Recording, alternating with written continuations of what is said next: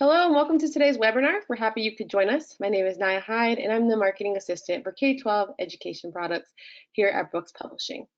Before we start, I'd like to go over a few housekeeping items.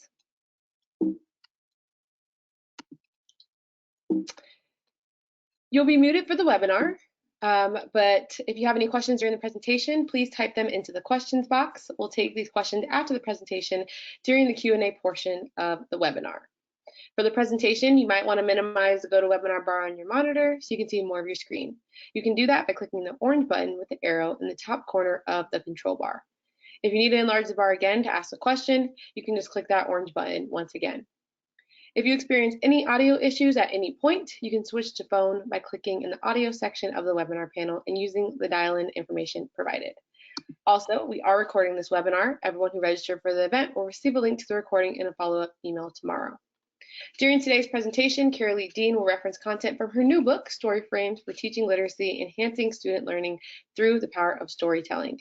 Aligned with the science of reading, this innovative guidebook reveals how to unlock literacy and learning skills by captivating K-12 students with the power of stories, how they're structured, how they reflect and change lives, and how students can create their own original narratives using dozens of diverse fiction and nonfiction books as vivid examples. You'll discover how to teach 12 key story elements, story frames, in dynamic, fun, and highly visible ways, including quick draws, storyboards, and icons that make narrative structures easy to grasp. To learn more about the book, you can visit the URL that is shown on your screen. I'm also happy to announce that Brooks will be giving away 3 copies of Carolee Dean's book, Story Frames for Teaching Literacy. Winners will be randomly selected from today's live attendees and notified by email after the webinar. To increase your chances of winning, be sure to submit your questions in the questions pane throughout the presentation. Also, we did want to mention at the end of the webinar, you will be prompted to complete a short survey. We would love to know what you thought of the webinar, and anyone who completes the survey will also be entered to win a free book. Another reminder, everyone watching this webinar will be able to download a certificate of attendance. For those of you watching live, you may download your certificate from the handouts pane. Live attendees will also be emailed their certificate in the next 24 hours after the webinar. And for those of you who are watching this as a recording, stay tuned to the end of today's webinar to learn how to access your certificates. Without further delay, I'm happy to introduce today's speaker. Carolee Dean is the founder of World Travel Literacy, specializes in the treatment of dyslexia, other language-based differences, and autism.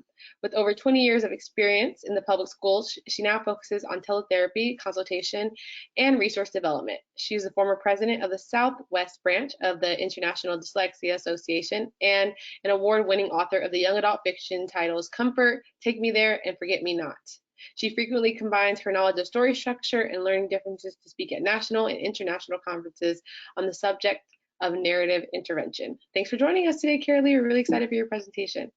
Thank you. Thank you so much. Thank you for being here, and thank you everyone who is here with me today. Just to talk a little bit about who's in the audience today, I know there are a large number of speech language pathologists, dyslexia interventionists. There may even be some parent educators, teachers. So for those of you who are speech language pathologists who may already have an narrative intervention strategy that you love and that you're already using, I want you to think about what we talk about today in terms of not throwing out what you already love and use, but how can you take from this webinar information that you can enhance what you're already doing.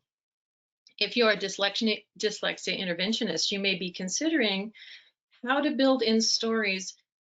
You have very regimented and structured sessions. I know because I do this often with students that I'm working with dyslexia.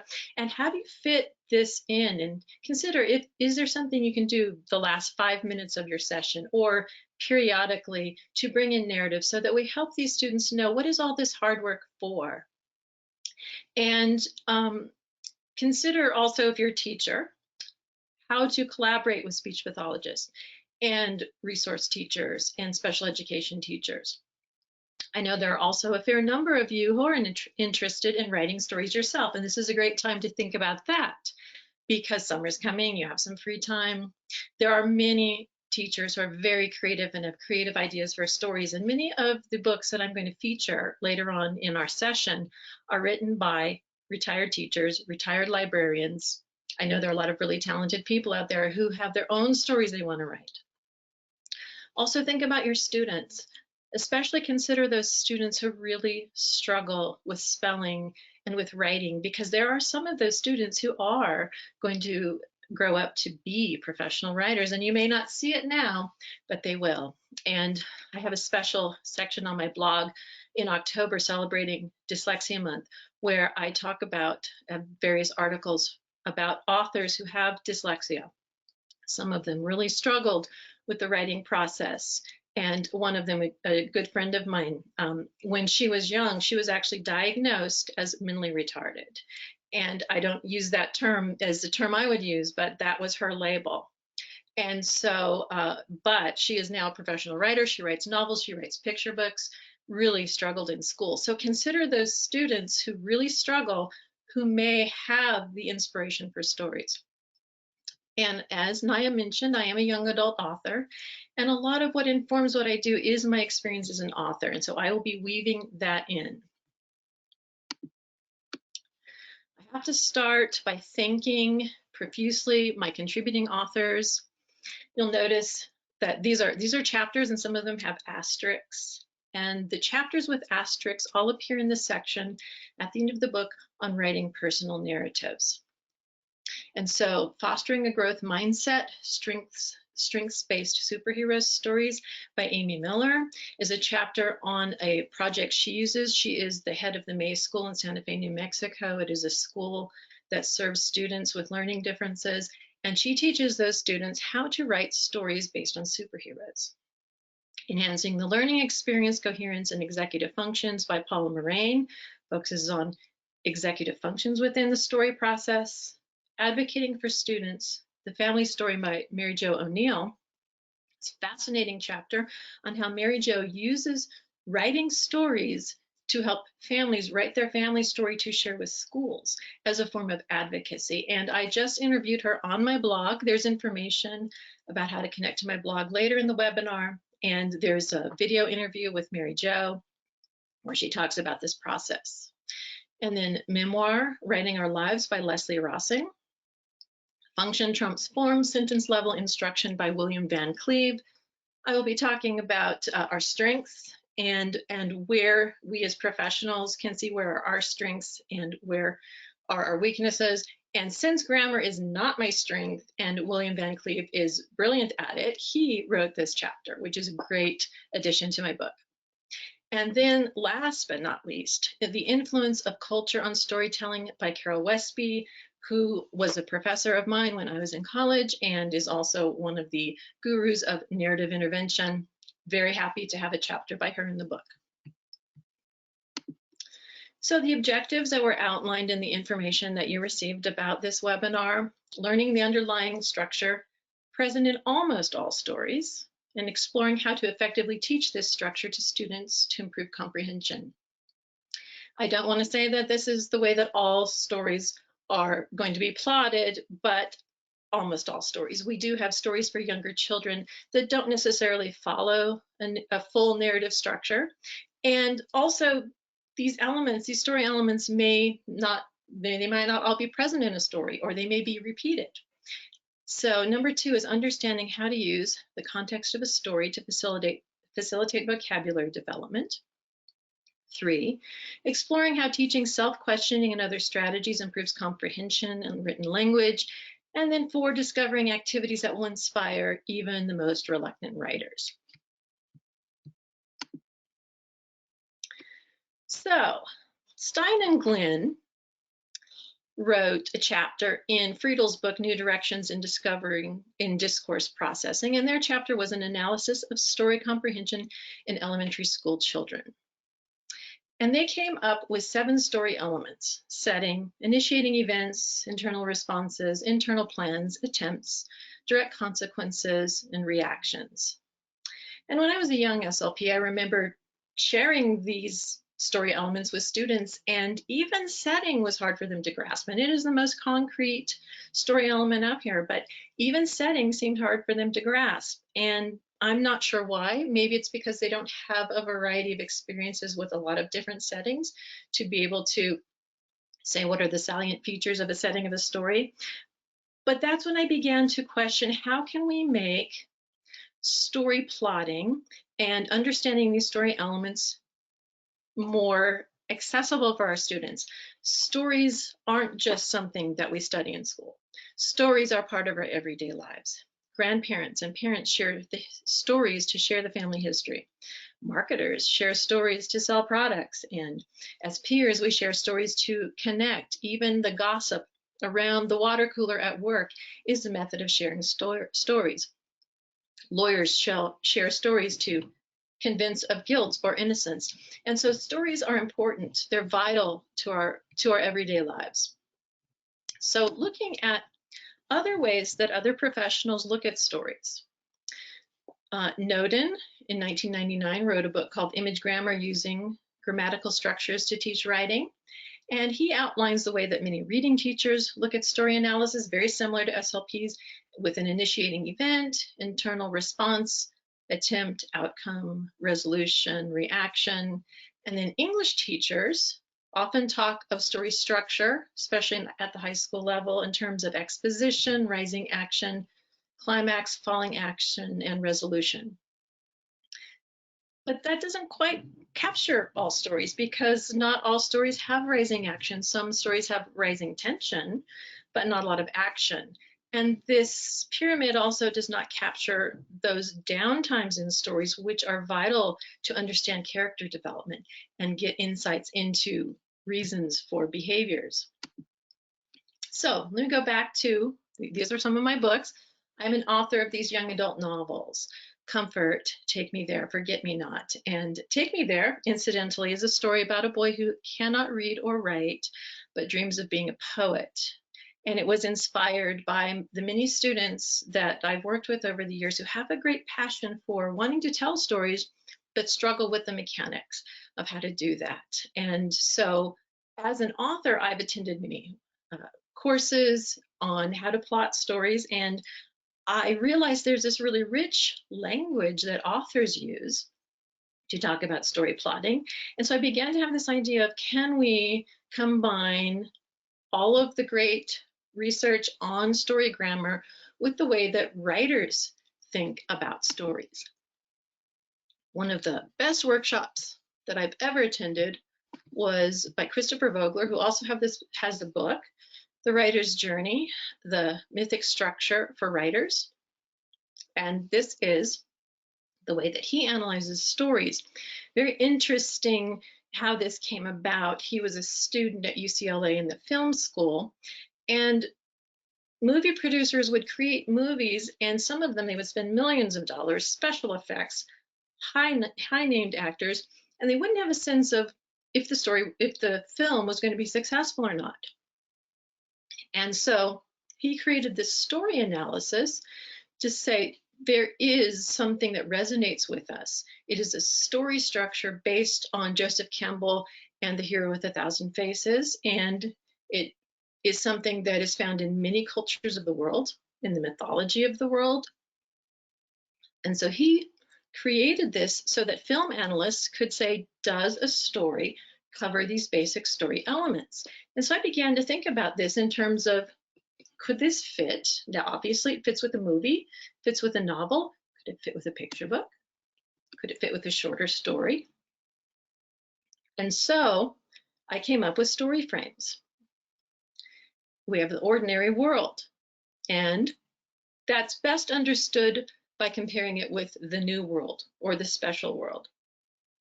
So the ordinary world is the world of common day. And then there is a call to adventure and a response to that call, which oftentimes includes a refusal.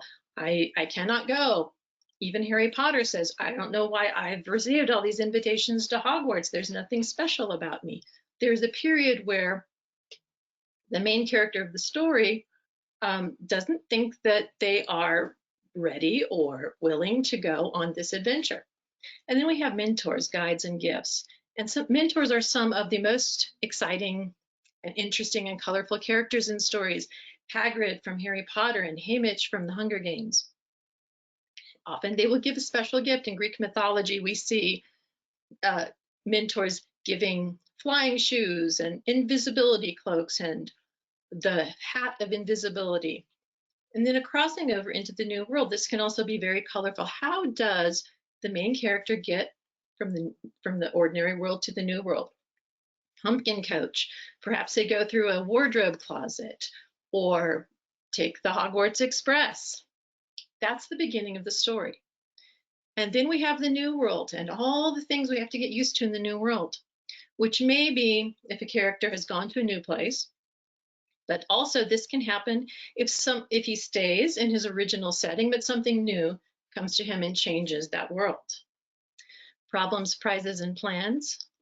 Students don't really like to add problems to their stories. As authors, we realize that that's key to building the complexity of our stories, but students a lot of times don't want to add to the complexity of their stories. They just want to get done with them. And so I started talking to my students in terms of there may be a problem, but soon there will be something, a prize to get, like Dorothy needs to get the witch's broomstick. Or a story may start with a prize, but then a problem arises. You want to win a special sporting event, but one of the athletes gets injured. And then there are plans of how you're going to achieve that. Midpoint attempt, and then a downtime to reflect on what has happened. And that's the middle section of a story. And stories can be short or long based on the repetition, often of a plan, attempt, and response cycle. And that can go on and on and on for many chapters. The end of the story, there's a chase and escape. The action goes off in a new direction. Cinderella runs from the castle. The prince chases her. Death and transformation. Sometimes there is the actual hint of death. Even in children's stories, you'll be surprised how often this happens. But it's more about the potential death of what is most important to the character, possible loss of relationship or fortune. And then a transformation. This is when the main character changes. It may happen, this transformation, this death and transformation may happen at various times in the story. Sometimes it happens often at the climax of the story or before. And then there's a final reward, often a celebration of some kind. So throughout story frames, each chapter has an evidence base, and there are also, each chapters can have online tools, downloadables, and also hints for online therapy, since that has become such an important thing with this year. So I don't want to go too much into the evidence base, but there are a couple of interesting things that I would like to talk about. One of them is the concept of pictography, which is talked about by Ukrainets, and she looked at quick sketches for improving time concept sequencing, content quality, and story structure. And then she also recently did Sketch and Speak, which was 2019. She wrote an article on expository note-taking intervention using the same sort of quick sketch strategy. And then Gillum and colleagues in 2018 did an improving production in children with language disorders and early stage efficacy study of narrative intervention program. And they talk about not just the macro structure of the overarching structure of the story, but the microstructure. And so for those of you who may already have a macro structure that you like, or a story analysis that you like, consider what we're talking about today in terms of how can you build in supporting the microstructure, all those building blocks that we also need to understand stories, such as vocabulary, working on complex sentence structure, understanding causal and temporal words, cohesive ties, and clarity. And then Hennessy has a book that just came out, the Reading Comprehension Blueprint, helping students make meaning from text. And she talks about the importance of text structure knowledge. And of course, narratives are an important part of that text structure. And she talks about, she has a wonderful table about looking at these different types of expository, and she allowed us to put that in the book with a lot of visual images that are really helpful for grasping those concepts. And then finally, narrative writing is a bridge to expository writing. Peterson and Peterson, reconceptualizing expository language as narration. Now, I don't want to pretend that narrative writing and expository writing are similar. They're very different. However, because of the types of books that I focus on in story frames, which is narrative nonfiction picture books, there is a lot of crossover. And so we can look at, so what a narrative nonfiction picture book is, it's a picture book that follows the narrative structure that we're talking about today, but the topic is nonfiction. It's about a person from history, about historical events, could be about scientific concepts, and they combine all of that into a rich narrative. And so when we look at those types of picture books in particular, we have the chance to compare that to expository writing, and we can compare and contrast these types of picture books to expository writing, and that can be a bridge between the two. So back to objective number 1, learning the underlying structure present in almost all stories. In the downloadable resources that Brooks has provided with story frames, there's a slide deck that goes over each of the story elements. And so we have the 12 story elements here, and they're made in nice rows in a storyboard of beginning, middle, and end. And in the downloadable resource, we look at the whole, and then we look at the part. Let's look at the beginning section, and then we talk about the ordinary world. Who's the main character? What is the setting? And then the call to response. And each of these have questions to stimulate your thinking on this part of the story. What happens to get the story going? And how does the main character respond? How does he or she think or feel about what's going on? And then mentors, guides, and gifts. Does someone assist or guide or give advice to the main character? Who is this character? Who's this helper? And how do they give the main character help? And then is there a crossing into a new world? And how does that happen? That's the beginning of the story. So in the slide deck, we have each of those individually. We have examples from stories. There's a script. If you're working with older students, they probably will already know a lot of these examples, and they'll come up with examples of their own. And there's a whole lesson plan, like I said, with a script for that you can adapt, of course. You don't have to follow the script exactly. And then there is also, for younger children who may not have as much experience with stories to draw upon, examples of, read this picture book, a picture book that has high structure, that's easily recognizable, and then talk about each of these elements as you talk about the story. So there are various ways to approach that depending on your student's background. So that's the beginning of the story. Then we talk about the middle of the story, the new world. Does the main character go someplace new, or does something new come to the main character? Problems, prizes, and plans. What is the problem or the prize? How does he or she plan to get that prize? And then the midpoint attempt. Does the main character, what does he do to get what he wants, and what happens? And then a time of downtime where the main character will, how does he think and feel? Maybe a time of celebration, maybe a time of licking your wounds, so to speak, and saying what happened and regrouping. That's the middle section of the story. And again, that plan, attempt, response, consequent cycle can be repeated and repeated over and over again. The ending of the story usually has a chase and escape where something takes off in a new direction. And then a period of death and transformation where there is a change and a transformation. The climax is the final test, a final challenge. And then, of course, the reward and how does the character respond. Now, I use the terms main character and hero interchangeably.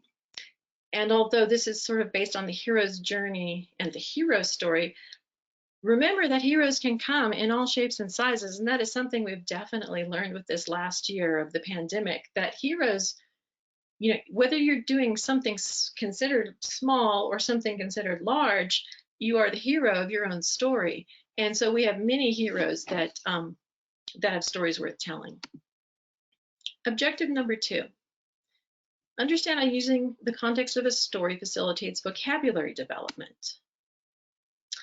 Wright and Newman had an article on content-rich vocabulary instruction. And so the way that they define content-rich vocabulary instruction is that it takes place in the context of what's being taught in the classroom. And of course, stories provide their own context. And the vocabulary, even in these picture books that we're going to be talking about, is very high, often very high level vocabulary. In fact, if you were to look, and I have a list of 32 books, I'll post that on my blog. Of the 32 books outlined in Story Frames, I have a complete story analysis for these 32 books. And if you look at the lexiles of those books and compare those to the lexiles of novels, sometimes the lexiles of the picture books is higher than the lexiles for novels, because remember that picture books are often written to be read by an adult to a child. And there are many picture books that are actually written for older children, 3rd grade and up.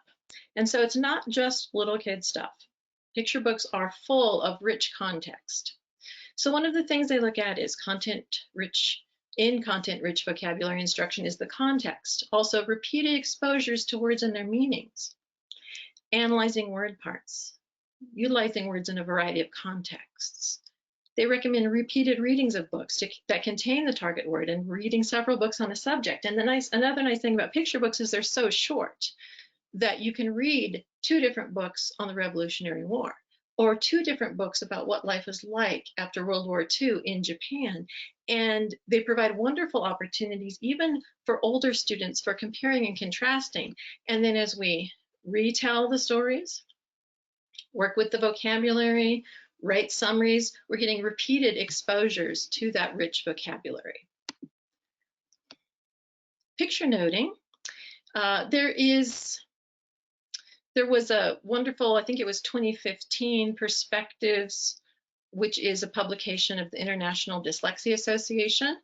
And it was a focus on vocabulary. And one of the articles was applying imagery to vocabulary instruction. And the article was written by the ARC Institute. And so I took their idea of applying imagery to vocabulary instruction and got these images from a place called the Noun Project. And the Noun Project is something, that anyone can apply to, and you get these images. Basically, it's a very small fee, and you can type in any word. And this is really great for abstract words like revolution, and it'll come up with a bunch of suggested images. And for a small fee, you can download those images. It's a yearly fee, and for educators, it's very small. Liberty, persuade, surrender, and build this into your vocabulary instruction. And of course, you can also draw or have students draw vocabulary as well. Semantic Maps, looking at relationships between words. And Blackowitz and Fisher, building vocabulary in remedial settings, and talk about focusing on word relatedness to expand vocabulary. So I have a model text in Story Frames called 6 Dots Story of Young Louis Braille by Jen Bryant, which is a fabulous book. Absolutely love this book about how Louis Braille created the Braille writing system. He was a student who was blind. He was living at the School for the Blind in Paris, and he created the Braille writing system by himself, working on it for 3 years at the age of 15. And I use this as a model text and have created vocabulary and games with word definitions, word sentences, grammaticality judgment. Odd One Out is a game where there's a target word and you have to choose which one doesn't belong in the list. Give another synonym for the target word. And so as a young SLP, even as an older SLP, I often had the experience of going into a school. Happened a lot in the middle school setting because you have kids coming from all these different schools and they have a lot of different objectives, goals and objectives in their IEPs. And so I remember having a group of 4 students and they might each have 3 or 4 objectives. So I have a group of students that have 12 to 16 objectives, and I'm trying to take data and report on their progress. And so with that in mind, I've created these data sheets and a game. There's a game board that comes in Story Frames and some game cards and a lot of tips for how to do that to get the most out of that, because a lot of us, when we've played games with kids, lose a lot of time with chasing the dice and all sorts of things. But there are lots of tips for getting the most out of that. And so this, on these data sheets, you can either have the name, so you can have it for one student and track all the data for one student, or if you have a group, you can have several students and then the date. And so another group that I'm thinking about with this is SLP students who go into a practicum situation, and they are working on goals that someone else has created. And so sometimes being able to address a lot of different objectives at the same time is tricky. And that is one of the things that makes narrative intervention just an absolute goldmine, because you can work on story structure, sequencing, vocabulary, grammar, sentence structure, pragmatic language, all at one time. Objective 3. Explore how teaching self-questioning and other strategies improves both comprehension and written language. So another feature, there are about, I believe, 4 slide decks that you can use with students that accompany story frames. And one of them is based on WH questions. And each of these questions have icons from the Noun Project. So, who questions? As we look at another great way I love to address WH questions is by looking at the illustrations of a book. Illustrations are very rich, and by sharing these illustrations, we can say who or what is the subject of this picture, and what are they doing? And that also forms the basic structure of a sentence. Who or what is the subject of the sentence, and what are they doing? And that's a complete sentence. So kids have difficulty understanding punctuation because they don't know what is it that makes up a sentence. There's a subject and there's a predicate. Who or what and what they're doing. And so starting with oral language, we can talk about illustrations, talk about pictures, who or what are they doing, and then we can expand that. Where are they doing it? When are they doing it? Why? And then to get into things like adverbs, we can say how. How are they doing it? Are they doing this quickly or strongly? We can get into adjectives by describing which one. Which tool did Louis poke his eye with, which then resulted in his blindness? Well, it was the sharp tool. And so by going through these WH questions, we then build this sentence, and we can get into quite a complex sentence by simply looking at an illustration and asking who or what is the subject, what are they doing, and asking these other questions to go along with it.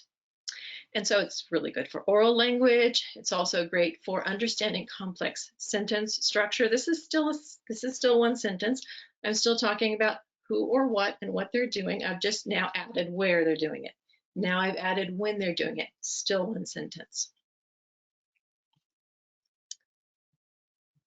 Another thing I like to do sometimes at the end of the year or right before winter break, when students are sometimes very distracted with what's going on, about to get out of school, is just find silly pictures from the internet.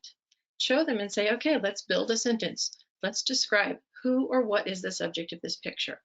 What are they doing? Where is it happening? When? Why? All right. Discovering activities that will inspire even the most reluctant writers. So summary writing. We have a graphic organizer, and this is a storyboard. Storyboarding, incidentally, is another element that does come from the world of screenplays, because a writer writes a screenplay and then a producer, director gets ready to make the movie. They themselves or they have someone create a storyboard. And what a storyboard is sketches of what is going to happen in the story. So they take the script, they create a storyboard so that visually they can see how the story is going to play out. So storyboarding as a graphic organizer is a very organic thing to use with students. And so, but if we take a graphic organizer and we have all this brainstorming on the graphic organizer, how does that then translate into a story or a summary?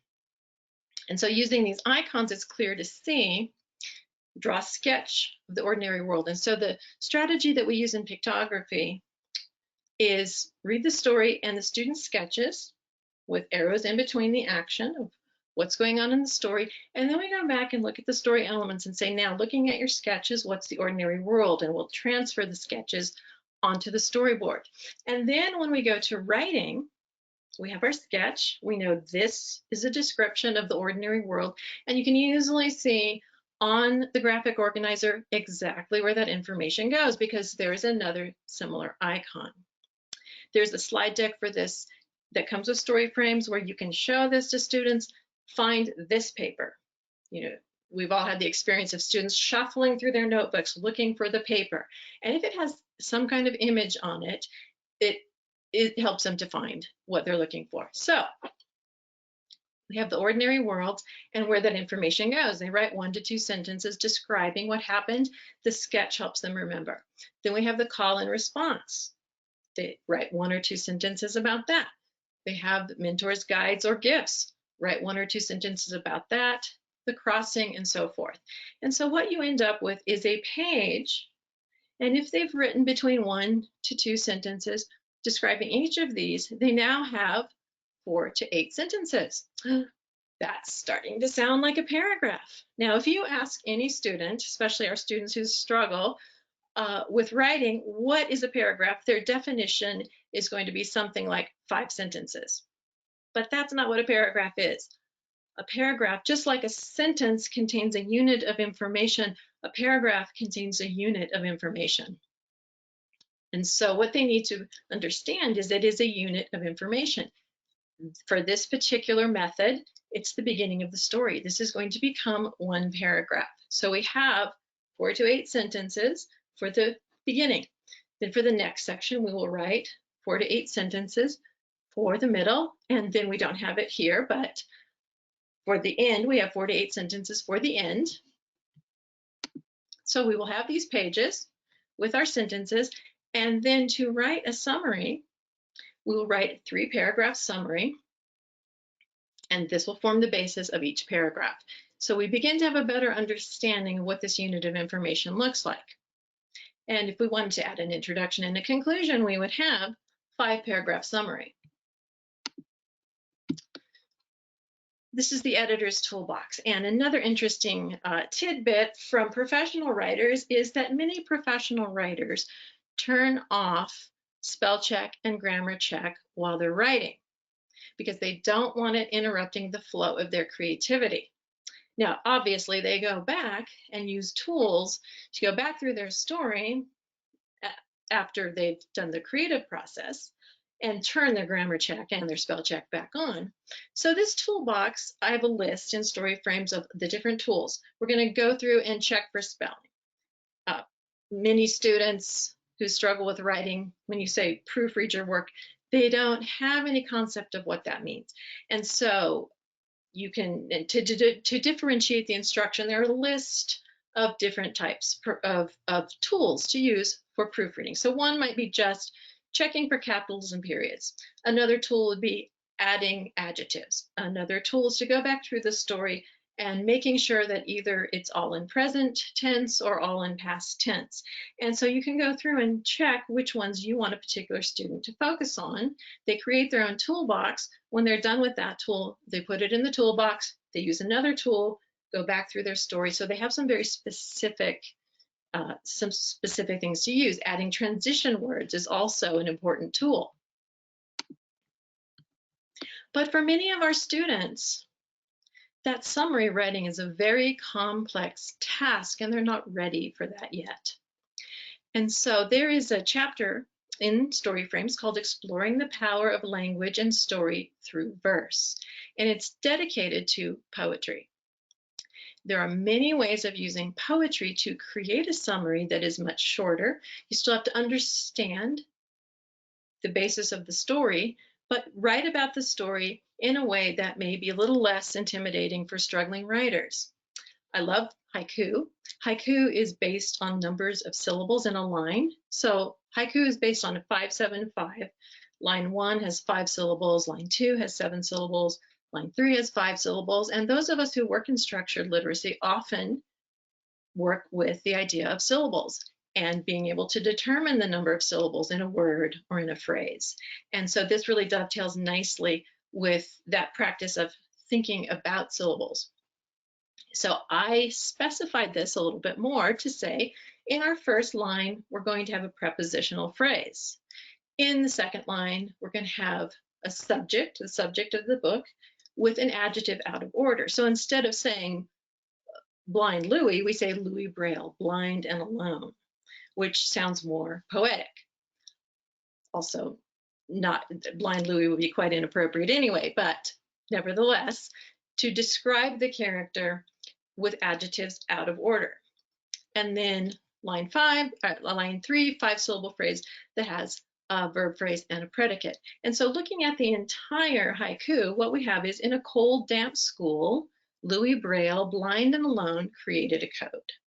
And so it's a great way to look at, I've just checked my time and realized I'd better speed up. All right, so I'm going to go a little bit quickly through this. So we can use poetry for those not just struggling learners. Slide deck for Dicey Stories, we come up with a list, we roll the dice, and we create stories. And there's a slide deck for all the different story elements, and you can also create your own, brainstorm with students who are some possible main characters. And this just helps to break the ice, to kind of get them writing, kind of prime the pump. Another activity in story frames is called an Adlib. It's basically a fill in the blank, kind of like you would with our traditional Mad Libs. We fill in the blank, we have story elements. There is one in story frames that covers all 12 story elements. This is one that's a freebie, and you can get this if you sign up for my newsletter. It comes automatically to you through the email if you sign up. And so this is kind of a nice, fun introduction to story frames where you can fill in the blanks with your students. And this is just a tidbit about comparing and contrasting expository writing and informational texts and picture books. Talking about the types of books that I've covered in story frames. If we are, especially as an SLP, taking kids potentially out of the classroom to work with them, we need to make sure that what we're using, the material we're using, is rich material. And especially if we're going to work on vocabulary, we may be spending a lot of time, we're going to work on reading the story and then retelling the story, writing about the story. We want very rich content. And so if a story has a strong narrative structure and it also has a nonfiction component, maybe even science or math component, and it's about a person overcoming a disability, so we can talk about grit and determination, these stories are pure gold. 6 Dots is the story that I use most in the book, talking about structure of stories, all kinds of activities built around 6 Dots. Emmanuel's Dream is a story about a boy born with a deformed leg in Ghana, where disability awareness was, kids didn't go to school basically who had disabilities. He rides a bicycle with one leg 400 miles around Ghana to build awareness of disabilities. Thank you, Mr. Falker. Classic story by Patricia Polacco, a memoir of her struggles with dyslexia. Sadako is a story post-World War II Japan. Talking about stories are not just little kid stuff. This character dies at the end of the story from radiation poisoning, but it's done in a really beautiful text and illustrations. You could compare and contrast that with a story like Magic Ramen about Momofuku Ando, who creates ramen in response to the food lines that form after World War II in Japan when people are hungry and don't have anything to eat. Bad News for Outlaws is about Sheriff Deputy Marshal Bass Reeves. Counting on Katherine, illustrated by Dow Fumrich. Interestingly, she is a medical doctor, also a beautiful, wonderful artist, and her ability to take concepts like physics and put them into an illustration. Talk about how Katherine Johnson saved the Apollo 13 mission. And if you saw the movie Hidden Figures, you'll remember her as a character from that. And then Gingerbread for Liberty, written by the same author as Mesmerized, both have to do with the Revolutionary War, but two very different stories. And for those of us who are interested in structured literacy, all of us obviously, an Inconvenient Alphabet is a fascinating story of how Ben Franklin wanted to simplify the alphabet and tried to make sounds and letters match, and was not successful. Nobody liked the idea. They thought it was a terrible idea, but fabulous book.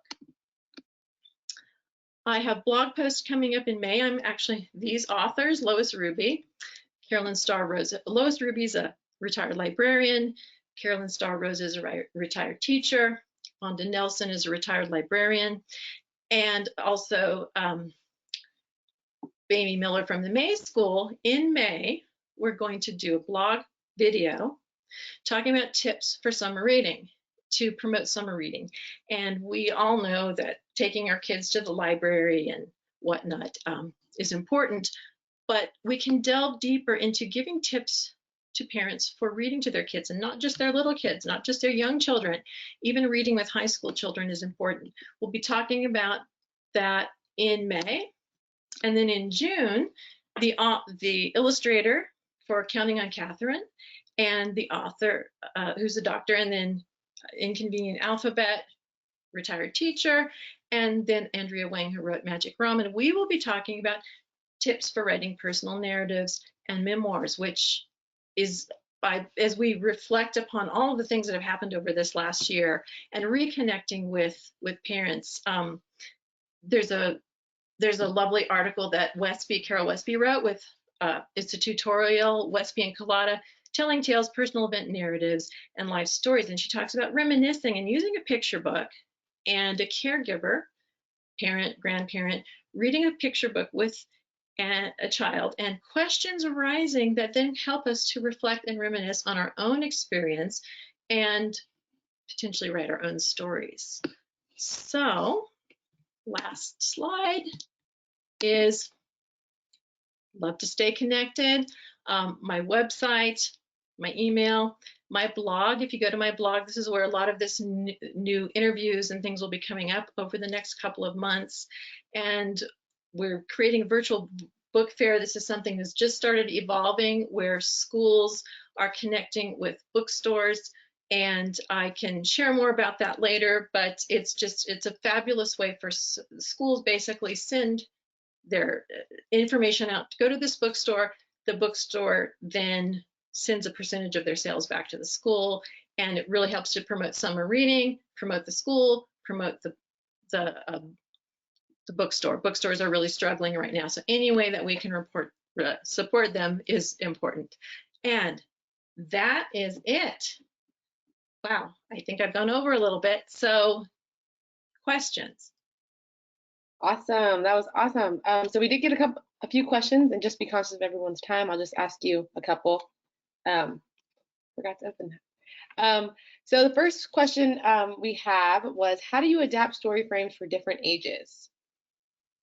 That's a really great question, because I have worked with, as an SLP, in the preschool setting, elementary school, middle school, in high school setting. I've worked with kids that 18 to 21 age group, where they stay in high school because they have significant challenges, and I've used stories and narratives with all of them. And so, of course, one of the things is just looking at, we have the 12 element icons, and then we also have 8 elements. So that's one of the things that we do. I've also used this same structure to teach adult creative writing workshops to people who want to be professional authors.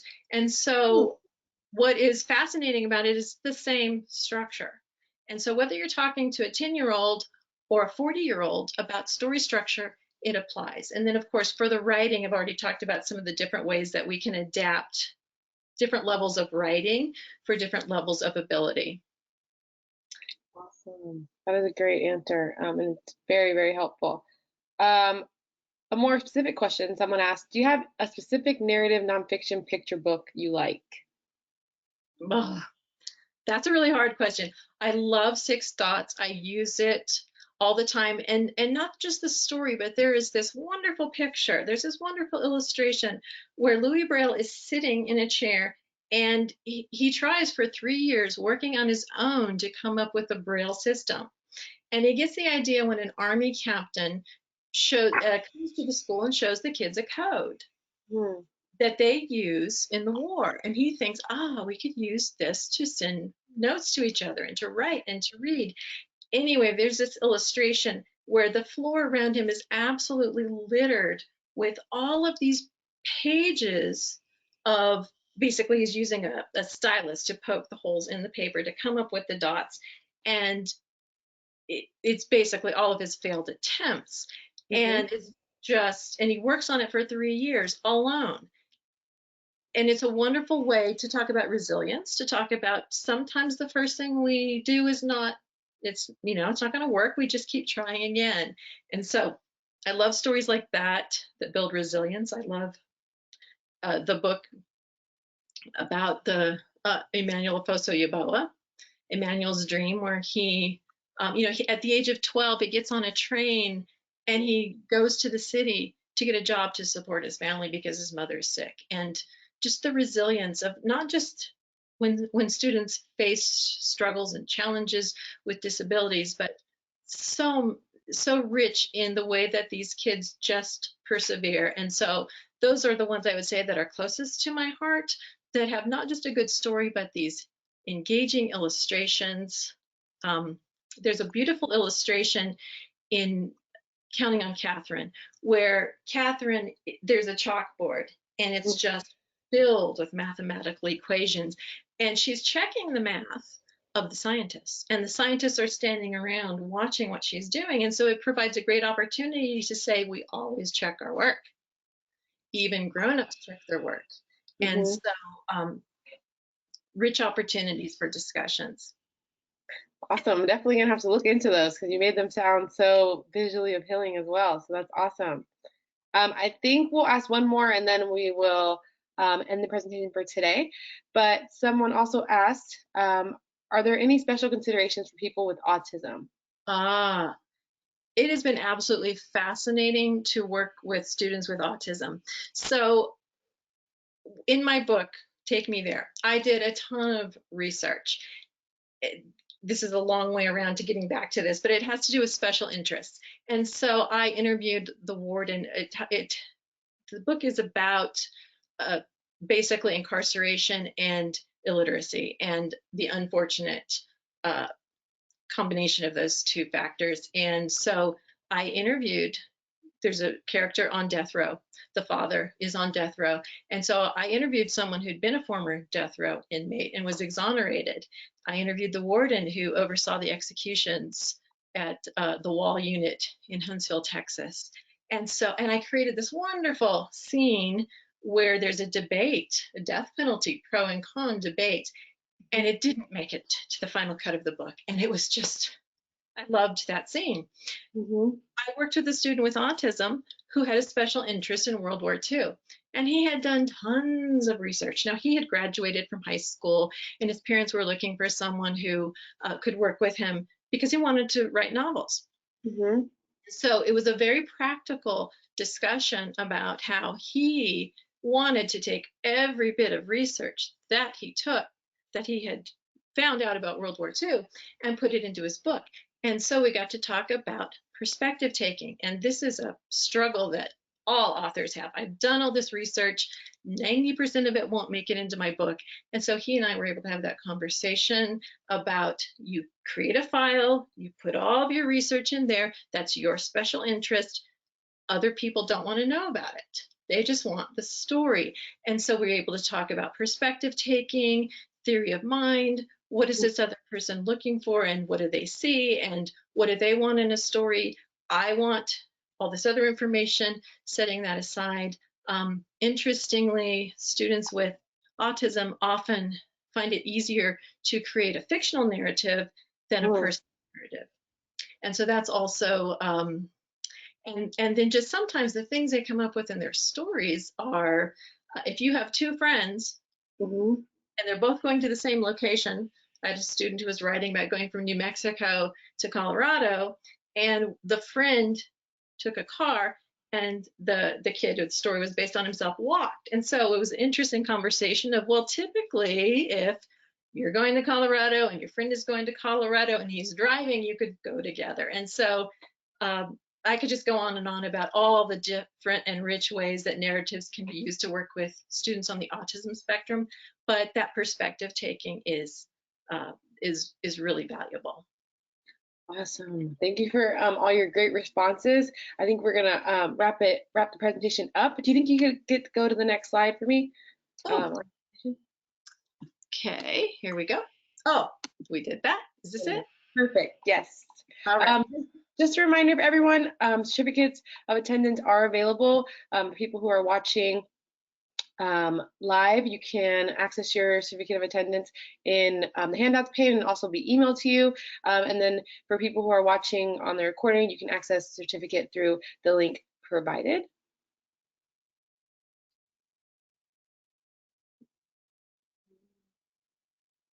And then we can head over to the next slide. That would be great.